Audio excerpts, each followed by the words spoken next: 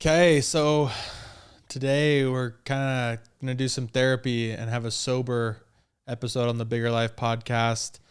Me and Micah were just sitting down getting together for a regular episode, but about 2 hours ago, Charlie Kirk, political activist on the conservative side, was shot in the neck. Has us kind of rattled, so we wanted to just do some raw, just kind of go over the facts and some reaction, maybe some conversation about this, honestly disgusting, horrific event that just took place. So what happened? Charlie Kirk, a conservative commentator and co-founder of Turning Point USA, was shot in the neck while speaking at UVU right here in Utah. Isn't that crazy? I know Micah's cousin was there, right? Yeah. My first cousin, who I'm super close with too. We're really close. He was there. That's how I found out. Is my mom had texted our group chat, and I guess my uncle had called her and told her the story and everything, and she had thought my cousin was shot. So that's how I found out. Is thinking one of my family members was shot. But anyways, there's just lost in confusion, all the chaos of it. But yeah, I ended up looking into it and finding out about Charlie Kirk. And the guest who is going to come on today, his daughter-in-law was there. She's in a witness room right now. Did you hear that on the phone? Yeah. She's in a witness room, because she was right there when it happened. And anyways, it says multiple witnesses captured the moment on their phones. I was in a meeting, and I come out of the meeting.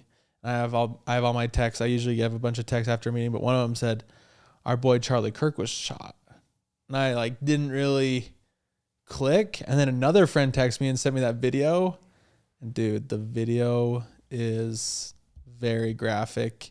I'll just say this: first of all, I don't know if I've ever seen a more graphic video. I watch anything that comes up. I don't turn away from much, but man, it was really up close and graphic, and something you never want to see. And obviously we're all saying prayers for Kirk and his family. He has a wife and 2 little kids, dude. It's my exact situation. And just disgusting. He got shot in the neck, and all I can say about my reaction to that is, if he survives, it will be only through an act of God. He should not, according to basic science and physics, he should not survive that. But we're all praying, and man, that would be quite a miracle. Yeah, but I agree. I think it's tragic. I actually hadn't seen the video. I thought I had seen the video. Micah comes in. He's like, I saw the video. I'm like, bro, I'm so sorry you had to watch that. And then a couple minutes later, he's like, oh, I just saw the video. Yeah, and it's one of those that it makes everything in life, everything around you, everything zooms out really fast, and it just puts this gross feeling into your stomach. It's disgusting and it's horrible, and and I can't imagine what it was like being there. That's we don't realize the effect, the PTSD, the genuine PTSD that people who saw that in real life, it's life-changing. It genuinely is. Oh, I mean, to me, it's I don't know how to say this in a sensitive way, but it's as shattering as a 9/11. It's dude, where were you when that happened? Because I don't think they let us obviously we see the buildings collapse in 9/11, but you don't see the blood, and you don't see someone actually, if not, I guess for lack of a better word, dying. That's tragic. And then so just reporting more of the facts, there's a shooter, old white male. I mean, go figure, what the heck is this guy? You wonder his motive. What made this guy hate Charlie so much. Like, what do we know what he was actually talking about in the moment, or what he was there to talk about? Yeah, he was. See. If you watch the video moments before that, there was one posted. He's talking about transgender shootings in the country, mass shootings, and violence from transgender people, and that's what he was talking about when this was happening, and the event hadn't even started, right? Like, really? No. He said he was 20 minutes into talking. Oh, he was? That's the report I'm reading. I had because what Charlie Kirk does, and this is for background too, he does pretty much puts up a sign saying, like, prove me wrong, and he has debates with people. It's like an open forum, and he hadn't gotten into that main part of it yet. They were still doing kind of opening ceremonies, if that's what you want to call it, of his event. Yeah. And he was just speaking, and it probably was 20 minutes into it. I don't know how long these go. And he was talking about shootings when he got shot, which is disgusting in its own right. Yeah, you wonder if this person is like just a left wing person that just wanted to take him out because he's affiliated with the Trumps, or the recent transgender shooting that went down, that maybe he was like specifically trying to like get at that, because that's a big heated polarizing topic right now, is transgender mental health, and like how there's a pattern of transgender shooters, according to the Guardian. There's a verifiable eyewitness account. An attendee asked, do you know how many transgender Americans have been mass shooters over the last 10 years? Charlie Kirk replied, too many. He then responded to a follow-up question, counting or not counting gang violence. And then before he could say more, the gunshot rang out. So that is, like, you would, that would be pretty crazy timing. That guy's just waiting for them to talk about guns, and then he shoots, right? Yeah, and I just saw this. Maybe I'll just put this up on the screen on CNN. Yeah. 6 minutes ago, suspect not yet in custody, law enforcement source says, despite earlier university statement. So maybe it wasn't that guy. Dude, that would be the worst. So one thing I read was that there's a news source saying that potentially that guy who they arrested could have just been shooting in celebration or something like that. Like, anyways, I don't know, like, if that means he was on Charlie Kirk's side and he shot the gun almost to prove a point and he accidentally shot him. I highly doubt that. People are kind of disgusted that they're saying that. But if that guy is on the run or loose, or maybe that guy just celebrated that the other guy shot Charlie Kirk. As far as I've seen, there's only one shot that went off. Yeah, one shot. And I think we probably should mention this too, but this happened while we're recording this. This happened an hour and a half ago. Yeah, 2 hours ago. 2 hours ago? Yeah. So like we don't really know anything yet. Stuff's unfolding as we're talking. It says that it originated from a building 200 yards away. FBI is obviously involved. All the political figures are commenting. Even obviously a lot of people from the left are even saying there's no place for this in politics, right? No place for violence. It's kind of like, I wonder if it's just kind of a little close to home, like UVU. Like, I've been on UVU campus before, it's like, It's right in, our business employs UVU students, like, they're messaging in the Discord, like, hey, all the UVU guys, are you okay? Like, you need anyone to talk to, kind of thing. Yeah, I think it does hit close. And I think when it hits close to home, we forget, sadly, how common this is, especially right now. Like, the world's crazy. And when we hear about these East Coast shootings or things, further in the country, it doesn't hit as hard. But, yeah, my parents went to UVU. They met at UVU. Really? Yeah. Like, jeez. it's just, it's sad and the other thing is it's crazy. I feel like that is a very safe place. Oh, in the country. Yeah, you would think that there's no safer place than, they literally call it Happy Valley. It has, crime statistics are very, very low in Orem, Utah. Yeah. And I think this is, this is also unfortunate, but some shootings are people we don't know, maybe not political figures or anything, and they don't get the attention, but this is a big deal. Oh, yeah. Like, this is... I mean, it's obviously politically connected, right? Yeah, it has to be. I mean, as being Charlie Kirk, you have to know that there's a target on your back at all times, or anybody, and this isn't even us taking sides or whatever politically, but anybody who's that big of a political figure and actively is debating and has that big of a following, you have a target on your back. Do you think, though, like, I guess Charlie Kirk, I think in his head, I mean, you just never know. Like, he probably gets death threats every day.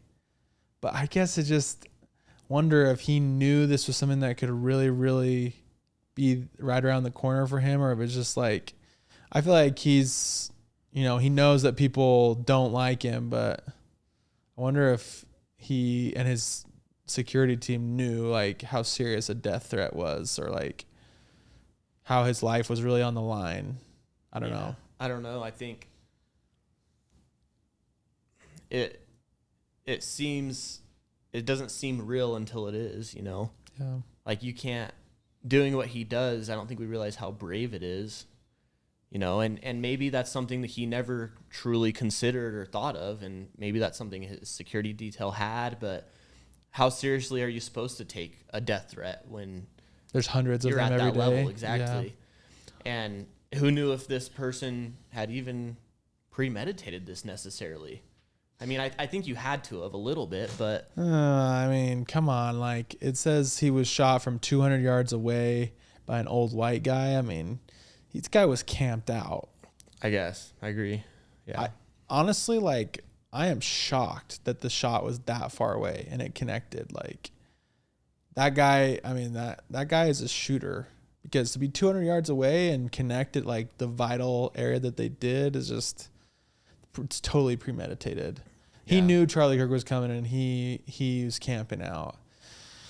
And yeah, I mean, you obviously, if this was anyone on the other side of the aisle, we'd be equally disgusted.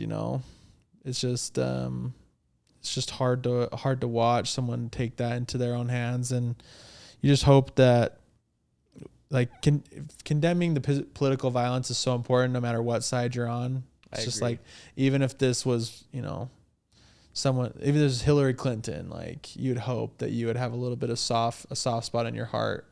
But the crazy thing about Charlie Kirk is, like, he's not even on the cabinet. Like, he has no legal political power. All his political power is just a voice. Like, he's a very good debater. He's a very good speaker. He doesn't lose arguments very often. No. Like, I've seen videos of left influencers, like, trying to debate him and trying to, like, prove him wrong, and they have a really hard time with that. But yeah, I mean, I think for me, like, if I'm on the Supreme Court, or I'm like the vice president, or I'm like a senator or something, like, then you have a real shot at getting shot. But, like, I think if you're just a speaker, like, that's really what he is he's a voice. He's an activist. Yeah. And so I think that's kind of a rattling thing. I mean, I think a lot of people could credit not Charlie Kirk himself individually, but kind of that movement of why Trump won the election is because of young people in their 30s that can kind of reach down to the people in their 20s, but also reach up and kind of connect with the people in their 40s and 50s and kind of speak to both of those generations. Anyone that's on social media, whether it be Facebook, Instagram, right? Yeah. And so I think you could credit a lot of the reason why Trump won the election to people like Charlie Kirk and his peers that did a lot of this activist work, you know? Yeah. I just read, I'm just on the KSL live news, and someone commented that his company announced he's in critical condition but stable right now. Stable? I don't know. We need to look into it a little more. Please do. I mean, I guess, yeah, what do you feel like about the timing? Like, what do you feel like it now is when they decided to shoot him versus another time? Like, Trump's already in for 4 years. I don't think that we can understand the timeline of it. I mean, for someone to be sick enough and to be angry enough to shoot anyone, no matter what the circumstance, I don't think that there's any way we can connect enough to understand why they did it at that time. Yeah. And I mean, it could just be simply because something else happened in his own personal life that broke him and he needed to take it out on someone. And Charlie Kirk was the perfect person going in the area that maybe that the suspect had lived, or, Yeah. I mean, who knows? Yeah. I don't know. You can only speculate, right? Like, I guess people are getting bolder and bolder. Like, the only thing the guy said was, I have the right to remain silent. Like, he didn't feel like he was going to be in danger at all. And I don't know, it's kind of controversial, but people online were commenting like, time to bring back public execution, like hangings and stuff, because not the first thing you want to turn to God and pray for Charlie Kirk, but also you want to like fix the solution. Because one thing that we know for sure is that after shootings like this, people would come up to Charlie Kirk and say, well, what do you think now? Some conservatives got shot. Do you want to tighten up gun laws? And he'd be like, no, we got to fix the mentally ill. We got to fix the problem, make the punishment steeper, and give access to mental health care for people. And so I'm sure a lot of people will turn to conservatives now and say, how do you feel about your gun laws now? But it's like, gun laws wouldn't have helped him. In fact, it'd probably be really good if someone on campus had a gun to protect him. You know what I mean? And I think I was actually watching a Charlie Kirk debate. Man, was it yesterday, this week? And he got asked that exact question after this trans shooting that had happened pretty recently as well. Yeah. And someone asked, do you want to take away guns? And his point was, no, this person, and maybe I'm mixing things up, but he was talking about a shooting, and this person had been in prison before for a violent crime. Oh, that's a stabbing. And was released. Yes, the stabbing. That's right. That's right. And had been released. And, a big left-wing idea is that America's over-incarcerated. But it goes to show that, no, dude, we need more punishment. We need more incarceration for someone. And it just goes so, for someone to be arrested for a violent crime, get out and randomly stab someone on a subway train. Did you see that video? Yeah, I saw that video. Oh my gosh. It's almost the same thing. It's so graphic. Like, that one is so sad though, because that one has felt more random. Yeah. Like, so if you haven't seen this video we're talking about, there's this stabbing for this guy who'd gotten out of jail. Like, what was it? It's like 7 or 14 times. Like, you can't count on one hand the amount of times this guy's been in jail for violent crime. Yeah.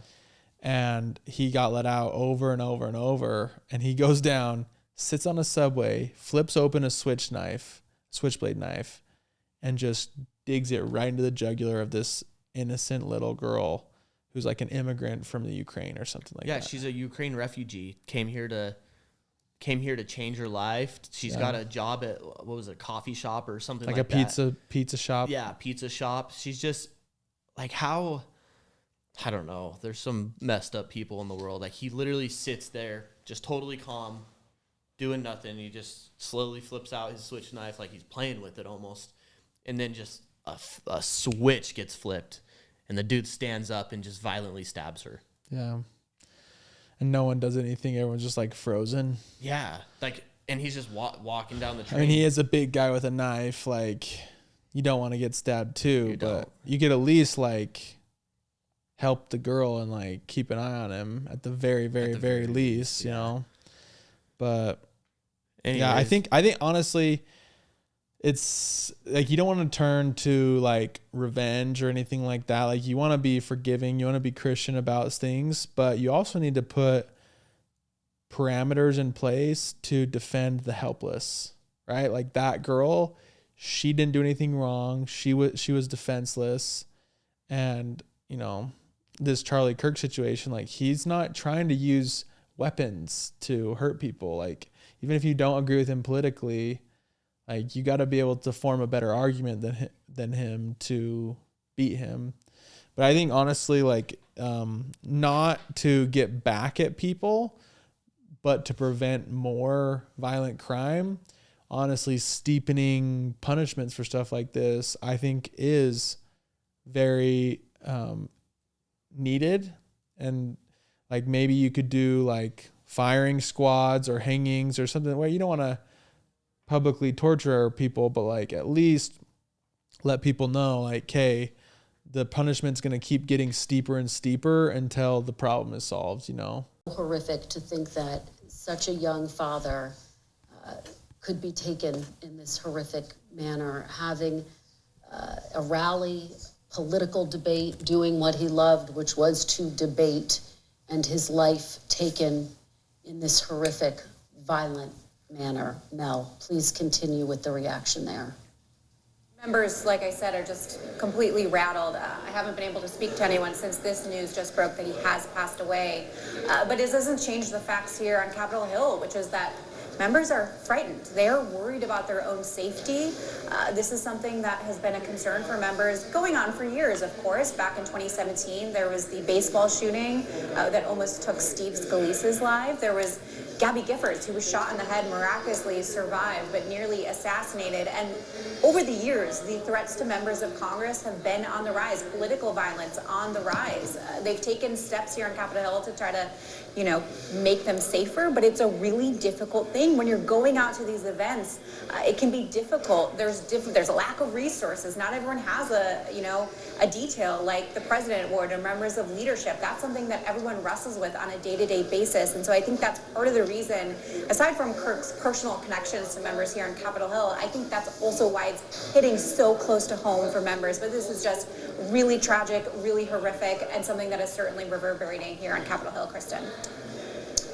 Melanie Zanona, thank you so much for that. And we continue to track the reaction that is coming in. And again, President Trump announcing that Charlie Kirk, the conservative commentator, is dead, killed earlier today at an event in Utah. We have more now with this NBC News special report. This is an NBC News special report. Here's Tom Yamas. We are coming on the air with breaking news right now and an update on conservative activist Charlie Kirk. President Trump says that Kirk has died after he was shot from a nearby building about 200 yards away while he was speaking at Utah Valley University. Here is the Trump the president has just put out. I want to put this up. He posted it on Truth Social. He writes, "The great and even legendary Charlie Kirk is dead.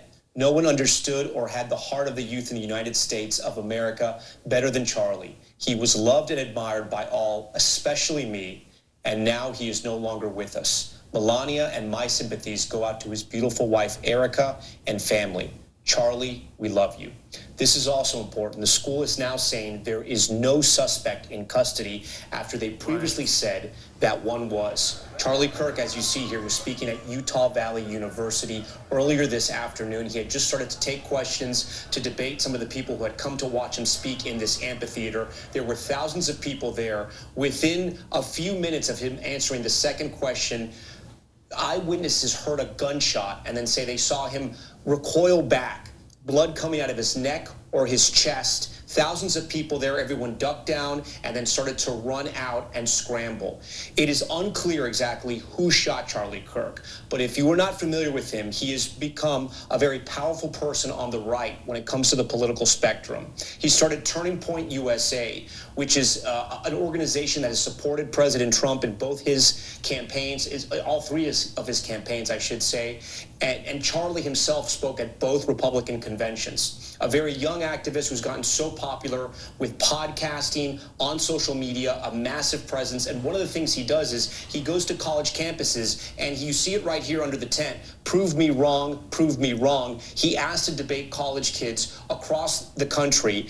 Obviously, he comes from a conservative side. He is a staunch supporter of President Trump. He worked with the president's son, Don Jr., and has carried the MAGA mantle all across the country and through various campaigns, and has become really one of the most powerful non-elected people in the Republican Party. I want to bring in our Chief Justice and National Affairs correspondent, Kelly O'Donnell. And Kelly, just earlier, I think this year, Charlie Kirk was speaking with California's Governor Gavin Newsom on the podcast. People from across the aisle today saying they are praying for Charlie Kirk. And this is stunning for so many reasons, but yet another political assassination in America. Our nation's history has been stained by the blood of assassinations generation by generation. Infrequent, and yet when it happens, it is obviously a wrenching issue that often brings people across the political spectrum together. Charlie Kirk was a provocateur. He was someone who was fully engaged in all the modern tools of how you talk about politics and ideas in the United States. He did challenge his sort of political adversaries and those who were new to politics or those interested in politics to debate him. That was a core part of his political identity. He worked aggressively to galvanize young supporters, especially young white men, in the column for Donald Trump as a candidate and then returning to the White House. His access as a young man, 31 years old, to the president himself, the vice president, put him in an extraordinary category of the modern political influencer. Perhaps at no time in our country have we had someone who could come through not holding elective office, not having the traditional pathway, and yet carved out a voice and identity that, of course, brought many people along to his views, but also, because of the nature of politics, there were many who vigorously opposed his ideas, many traditional ideas, ideas that were often challenging to the political, cultural divides that are in the United States. Also notable, Tom, is that it is incredibly rare that the President of the United States would make a death announcement like this. Typically, we learn from law enforcement. We do so after we know all family members have been notified. This speaks to the direct personal relationship between President Trump, his team, and Charlie Kirk, his wife, family, and so forth. So we have not yet had official confirmation beyond the president, as far as I know in the moments I've been waiting to speak with you here. We've been reaching out to the highest levels of law enforcement. Also incredibly notable, at this point, we are not aware of any suspect being detained. When you saw the scene and the video that you showed gave us a sense of a very crowded campus environment, a tent largely for sun protection, not for security protection, but that would, of course, diminish some of the lines of sight, would give some ideas about where they might have been able to try to learn more about where did the gunshot come from, what direction, what are they learning. As we know, there was an older gentleman who was taken into custody, apparently not related to the violence itself, but this kind of thing happens at these chaotic events where police are trying to sweep up any kind of witnesses, information, people who might be able to help fill in the picture. So major questions remain. Who is responsible? Were there a person or persons involved? What were the motivations? All of that yet to be identified. We have been in a season of political violence, Tom. In Minnesota, we saw the lawmakers at the state legislative level who were killed along with a spouse, another lawmaker wounded along with a spouse, and we have seen these attempts, including on the life of President Trump. That is notable. Separately and unrelated, The trial is beginning, the jury selection phase for one of the assailants, Ryan Ruth, in the Florida case involving an attempt on the life of President Trump. And then, of course, the Butler case where the president was injured, but others were killed and severely injured. So in the case of Charlie Kirk, what a remarkable and tragic moment in our political life, that someone who engaged, exercised his democratic rights, both encouraged and provoked those to share ideas, and violence has apparently taken his life, according to President Trump. On the air, shooting this podcast, they just confirmed that Charlie Kirk has just died. And, like, I'm in shock because they said, like, Charlie Kirk is me. Like, he's 31. He's a conservative. He has 2 little kids and a sweet wife. You know what I mean? Like, he was killed in cold blood. And I think there's going to be a huge response. Obviously from the left is going to hopefully show some class and extend their condolences. But I think the right is going to respond in ways that you've never seen a political movement respond, because he literally was the voice, the young voice. And it's crazy that someone so young can be so powerful, right? Like in the past, if you have one bullet, like, and you want to take out a political movement, you're taking out the president, the vice president, like you're John Wilkes Booth, you're taking out Abe Lincoln, you're taking out JFK. Like, I'm sure that there have been lesser important political figures assassinated in the past, but like in our day and age, if you got one bullet, you're taking out that 31-year-old influencer that's going to be winning votes for the opposing side for decades to come. I mean, if this guy is that smart, I don't know, maybe he's just so dumb that maybe he doesn't have that much foresight to see like where Charlie Kirk's political trajectory was headed. But if he is a smart person and he can see how much influence people like Charlie have and how, you know, what the trend was for this country because of him, man, that's a sketchy place to be. Yeah, I mean, I don't even have like words. Shock, huh? It's just so sad. It's just terrible, dude. Like regardless of his influence or whatever, he's just a dad, a human being, a father, husband, and genuinely someone doing what he thought was right, at the very least. Yeah, he just wanted to create political discourse, right? Like he loved to debate.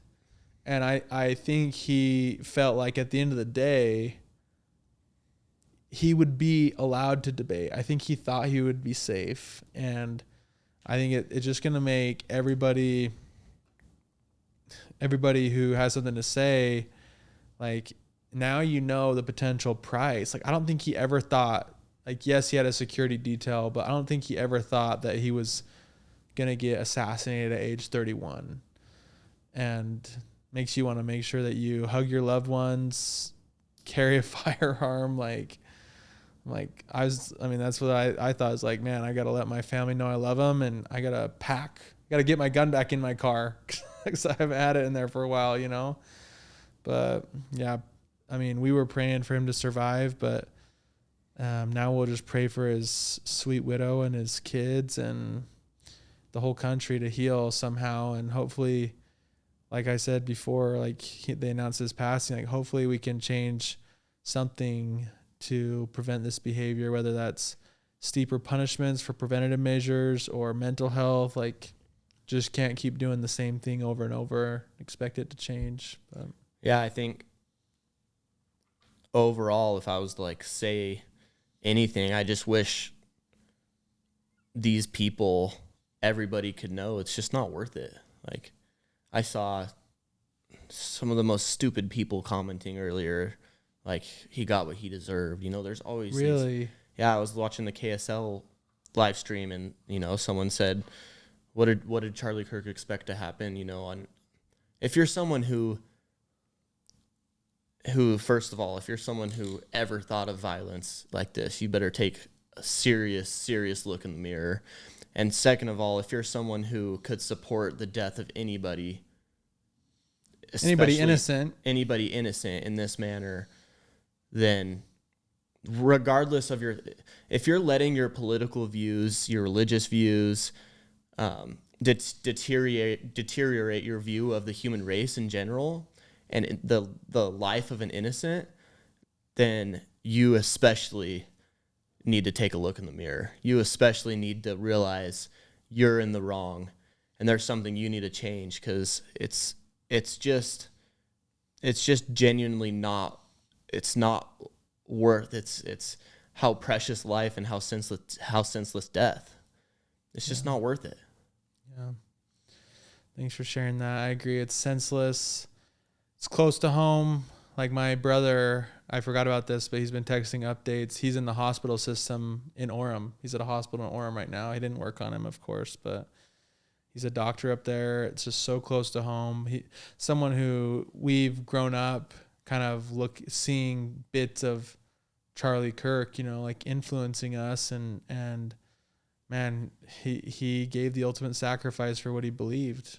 So hopefully we can all come away better, take a better look in the mirror at what's important, and take care of this right to have our freedom of speech that we have in America. It's a big deal. Yeah. And pray for the family. Pray for the family, and pray for America to heal. But I'm glad we got to, at least pause and capsule this moment in time. I know I'll never forget today. I mean, it literally feels like bigger than when Donald Trump got shot to me for some reason. Like, obviously because a man died, but it's like Donald Trump, like, while I'm a supporter, I feel like he's older. He's, he has less innocence. Like Charlie was just, he was a diehard debater, supporter, but just, he had no blood on his hands. He had never done any gross sins or anything like that. Like, he was just a good person. And I think the fact he's currently a father to two little children, kids, like my kids. They're not like, his kids are going to be shattered. Their daddy died today. He's just a man of doing what's right. And it's just, anyways, you can't speak to how good Charlie Kirk was. You can't, there's no way you can explain how horrible it is in words. It just is, and didn't deserve it.